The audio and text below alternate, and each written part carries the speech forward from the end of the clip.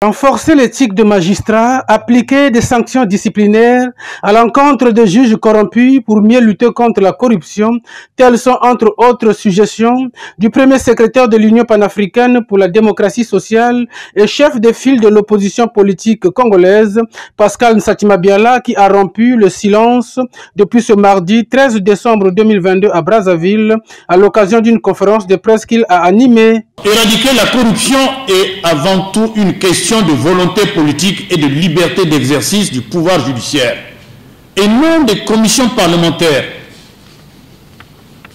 Voilà pourquoi l'UPADES suggère 1. Le renforcement de l'éthique des magistrats et l'application des sanctions disciplinaires à l'encontre des juges corrompus. 2. L'autosaisine par le parquet de tout fait lié à la corruption, la concussion, la fraude et le trafic d'influence. 3.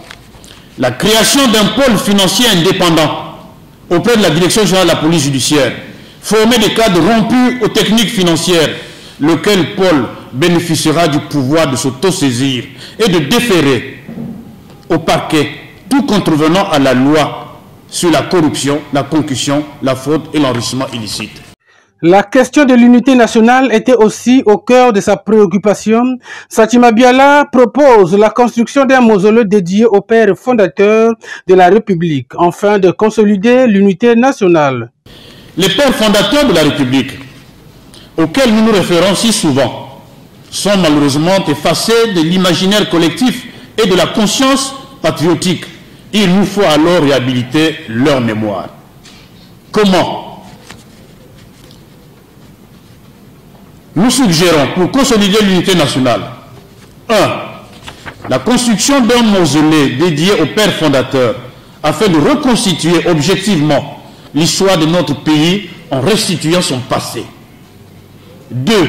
La prise de mesures d'apaisement en faveur de tous les protagonistes des conflits politiques. Sur le plan international, le premier secrétaire de l'UPADES dit suivre avec une attention particulière la situation sécuritaire à l'est de la République démocratique du Congo.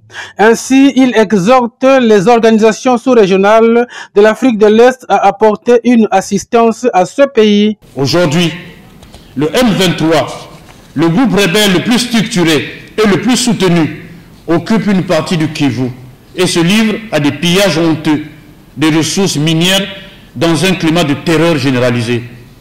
L'UPADES se range naturellement du côté du droit international et demande aux Nations Unies de faire application du principe de l'intangibilité des frontières héritées de la colonisation. De même, l'UPADES exhorte les organisations sous-régionales de l'Afrique de l'Est et du Centre, dont est membre la RDC, apporter assistance à ce pays frère et stratégique en usant de tous les moyens pour imposer la paix. Que nos frères trouvent ici tout notre soutien et notre compassion.